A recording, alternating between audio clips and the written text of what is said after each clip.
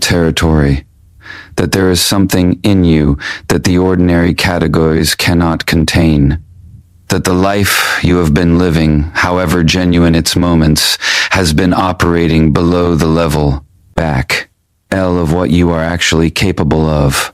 That sensing is not arrogance. It is not the grandiose self-assessment of someone who has not done enough honest self-examination to see their own limitations clearly. It is the specific, accurate perception of a soul that can feel the gap between what it is and what it has been permitted to become. The gap is real, and the thing on the other side of it, the true identity that the gap points toward, is not what you think.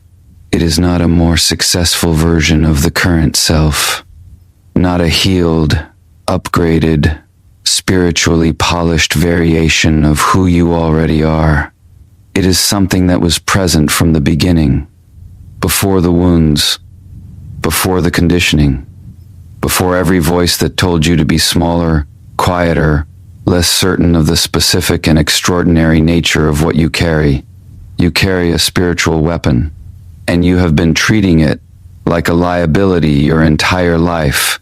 What follows is the honest account of what that weapon actually is, and what becomes possible when you finally stop apologizing for it.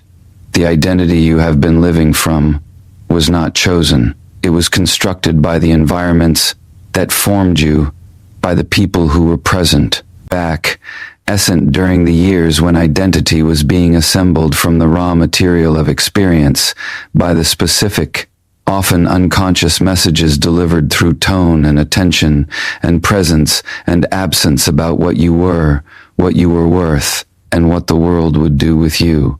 This is not an accusation against the people who shaped you. Most of them were doing the best available to them with the interior resources they possessed.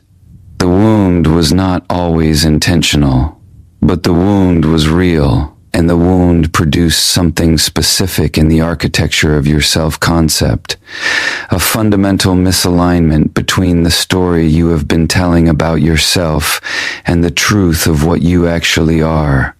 A persistent, low-level, sometimes devastating disconnection between the identity you inhabit and the soul that has been living inside it, pressing against the walls of the constructed self, like something too large for the container it has been placed in. Here is what the constructed identity told you: that your sensitivity was weakness, that your depth was impractical, that your inability to be satisfied with surface-level existence was a form of difficulty rather than a form of discernment. Back. That the specific, unusual quality of your perception, your capacity to see beneath surfaces, to feel what is actually happening beneath what is being presented, to know things with a certainty that precedes logical justification, was something to be managed, moderated, and if possible, concealed. And here is what those messages were actually communicating beneath their surface content. They were communicating the discomfort of people who were not equipped to meet what you carried, the specific, unconscious resistance of environments that were organized around a certain level of depth and that found your natural operating level too revealing, too demanding, too confronting to accommodate comfortably. The identity they handed you was not a description of you. It was a prescription for making you easier to be around, smaller, more manageable, less likely to ask the questions or hold the presence that made certain people uncomfortable simply by existing at full intensity in the same space. You accepted it, not because you were naive, because you were young and dependent, and the alternative holding the full truth of what you are against the sustained pressure of the environment. Back, so that needed you to be less, was not yet available to you. But it is available now. And the first step toward it is understanding what was actually taken when the identity was handed to you. Not your worth, not your capacity, your permission to inhabit both. Here is the truth about what you carry that the constructed identity was most specifically designed to suppress. Your sensitivity is not a wound. It is a weapon. The most sophisticated, most precisely calibrated, most genuinely powerful instrument available to a human being in the navigation of genuine reality. Not a weapon in the aggressive sense. In the precise, effective, nothing is hidden from it sense of an instrument that cuts through to truth with a completeness that no amount of intellectual analysis can match. That reads the energy of a room before a word has been spoken. That knows the emotional reality of a person beneath the presentation they have constructed for public consumption. That perceives the gap between what is being said and what is actually true with an accuracy that feels, to the people whose inconsistencies it detects, uncomfortably like being seen through. This is the weapon, the specific extraordinaire, nary, genuinely rare capacity for direct perception of what is actually real, not filtered through wishful thinking or social conditioning or the comfortable agreement to maintain fictions that most human environments require, but directly, accurately, sometimes uncomfortably perceived. And here is the aspect of this weapon that most people who carry it have never fully understood. Its power is not located in the perception itself. The perception is the instrument. The power is located in what you do with what you perceive, in the specific quality of genuine presence that you carry into every space you enter, that makes authentic connection possible in a world that is starving for it, that holds space for the truest version of the people around you, rather than requiring them to remain in the managed, curated, self-protective presentation that most relationships demand. Your sensitivity allows you to meet people where they actually are, not where they are performing themselves to be, not at the comfortable surface that most human interaction maintains. In the real place, the interior, the wound, the genuine self that is rarely permitted full expression in the ordinary social world. LD. That capacity is extraordinarily rare, and it is extraordinarily needed, not as a service you provide, as the natural expression of what you genuinely are. Here is the second dimension of the spiritual weapon that the constructed identity was suppressing. Your capacity to hold truth without flinching. The specific, hard-won, entirely personal ability to sit with genuine complexity, with the parts of human experience that most people find too painful, too dark, too confronting, to remain present with without needing to resolve it into something more manageable before you are willing to acknowledge it. Most people cannot do this.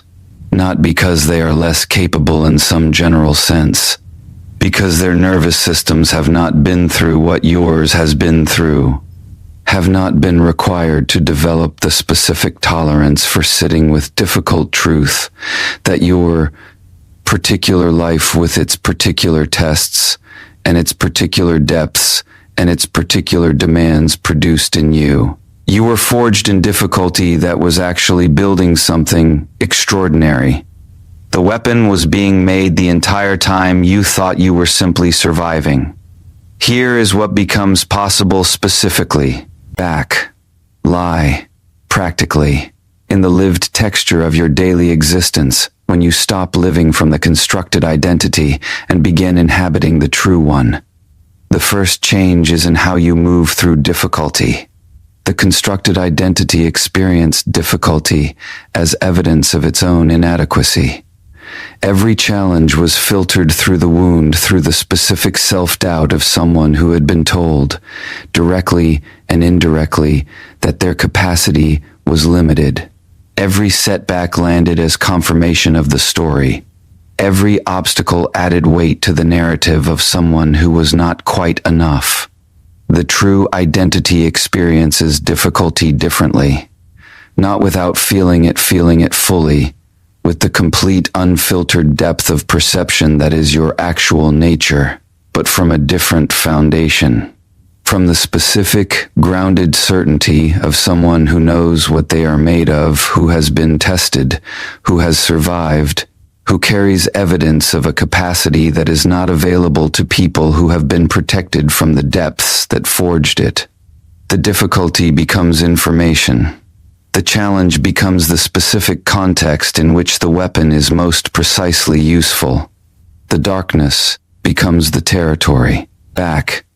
Ori, where your capacity for genuine presence, for sitting with what is real without flinching, is most irreplaceable. The second change is in your relationships. The constructed identity attracted a specific kind of dynamic. The dynamic of someone whose suppressed power made them accessible in ways that more grounded people are not, whose sensitivity without sovereignty drew people who needed the sensitivity without being equipped to honor it, who found in the wound-based version of your openness a kind of availability that served their needs without requiring them to meet yours. The true identity draws something categorically different.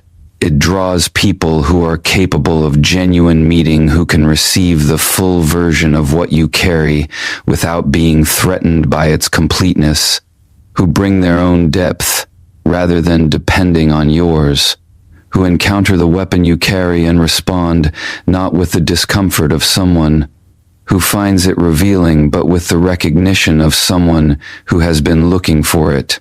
The third change, and this is the one that is most difficult to describe and most unmistakable when experienced, is in your relationship with your own existence. The constellation. Back. Ructed identity lived in a continuous, low-level state of apology for itself. The apologizing was not always verbal. It was the specific, habituated orientation of someone who had internalized the message that their natural way of being required justification, that their depth needed to be earned, that their presence at full intensity was more than the ordinary world was entitled to receive. The true identity inhabits itself without apology. Not with arrogance. The absence of apology is not the presence of arrogance. It is simply the specific, quiet, entirely grounded orientation of someone who has stopped asking permission to be fully what they are. That orientation changes everything it touches, because genuine presence unheld, unapologetic, fully expressed is the rarest thing in the human world, and the rarest things carry the most weight. Here is where the philosophical becomes personal, where the understanding stops being something you are processing and becomes something your body is receiving in the specific, physical, cellular way. The genuine recognition arrives when something true finally reaches you at the level below language. You have been living below your own back level, not because you lacked the capability to live at your actual level, because every environment that shaped you needed you to operate below it for their own comfort, and you accommodated that need with the specific, generous, sometimes self-destructive accommodation of someone who had not yet understood that the level they were being asked to lower themselves to was never the honest measure of their actual nature. That accommodation ends now, not with a dramatic announcement, with the specific interior, entirely private decision to stop measuring yourself by the metrics of environments that were never calibrated to receive what you actually carry. Here is your challenge, the specific, behavioral, daily life practice that consolidates the identity shift rather than leaving it as an insight that fades back into the constructed self within 48 hours.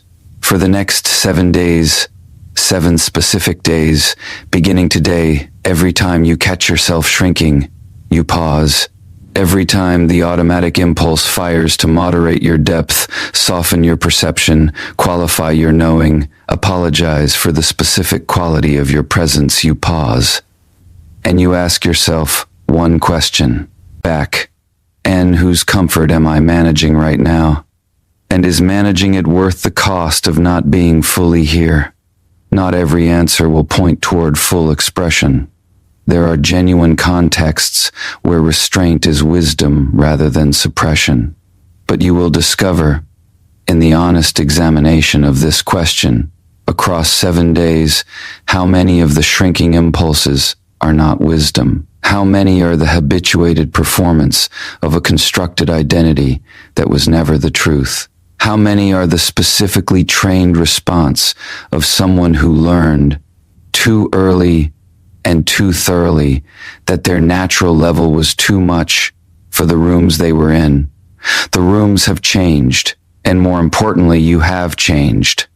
The tests you have survived, the depths you have moved through, the specific forging that your particular life has performed on your particular soul, all of it has produced something that the original constructed identity was never equipped to describe.